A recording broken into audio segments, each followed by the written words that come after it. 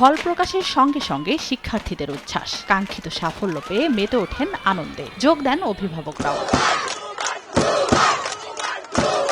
সোমবার সকাল থেকেই স্কুলে স্কুলে ভিড় জমান শিক্ষার্থী ও অভিভাবকরা। এসএসসি ও সমমানের পরীক্ষার ফল হাতে পেয়েই ঢাকঢোল বাজিয়ে উদযাপন করেন নিজেদের সফলতা। জিপিএ 5 এসছে, গোল্ডেন এসছে, মার্কও আলহামদুলিল্লাহ ভালো আশা অনুযায়ী এসেছে। যেরকম এক্সপেকটেশন ছিল সেরকমই ভালো রেজাল্ট এসেছে।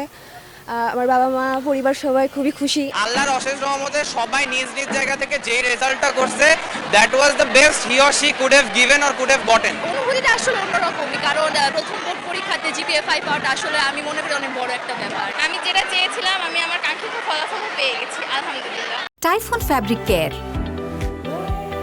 ফ্যাব্রিক কেয়ারের সুপার পাওয়ার। সন্তানদের অর্জনে খুশি অভিভাবকরাও, কষ্ট সার্থক হওয়ায় স্বস্তি প্রকাশ করেন তারা। সবাই চেষ্টাতে আজকে এই পর্যায়ে আসতে পারছি, খুব খুশি আলহামদুলিল্লাহ। ভয় শঙ্কা ছিল যে কেমন করবে, তো ভালো করেছে, আমি খুশি। রাজধানী ঢাকার পর পাশের হার বেশি যশোরে। যথার্থ মূল্যায়ন করেই ফলাফল প্রকাশ করা হয়েছে বলে জানান বোর্ড কর্মকর্তা। বিগত বছরের তুলনায় পাশের হার বেড়েছে বরিশালে। অন্যদিকে 7 বছরের মধ্যে সবচেয়ে খারাপ ফলাফল করেছে রাজশাহী ও সিলেট বিভাগের শিক্ষার্থীরা। সঠিক মূল্যায়নের ফলে অনেক শিক্ষার্থী হয়তো তারা পাশ করতে পারছে না। তারা আগে জানতো যে যাই লিখি পাশ করে যাব, কিন্তু এখন সেই সুযোগ আর নাই।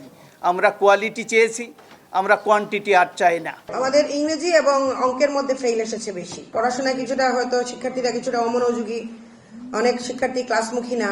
এবছর সারা দেশে 312টি শিক্ষা প্রতিষ্ঠানে কেউ পাশ করতে পারেননি। শূন্য পাশের বিদ্যালয়ের বিরুদ্ধে তদন্ত কমিটি করে বিভাগীয় ব্যবস্থা নেওয়া হবে বলে জানান সংশ্লিষ্টরা। তানজিনা তাসনিম, সময় সংবাদ।